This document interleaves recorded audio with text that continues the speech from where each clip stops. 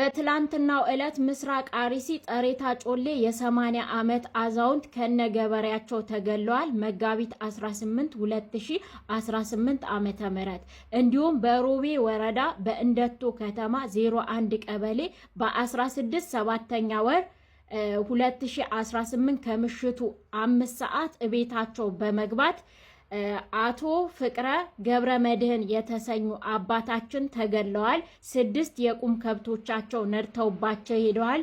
አባታችን የ71 ዓመት አዛውንት ናቸው። ደብራቸው ደብረ እንደቶ ቅድስት ማርያም ይባላል። አሁንም ድረስ በዛ አካባቢ ያሉ ኦርቶዶክሳውያን በስቃይ ውስጥ እንዳሉና አስከፊ ሁኔታ ላይ አሳሳቢ ሁኔታ ላይ እንደሆኑ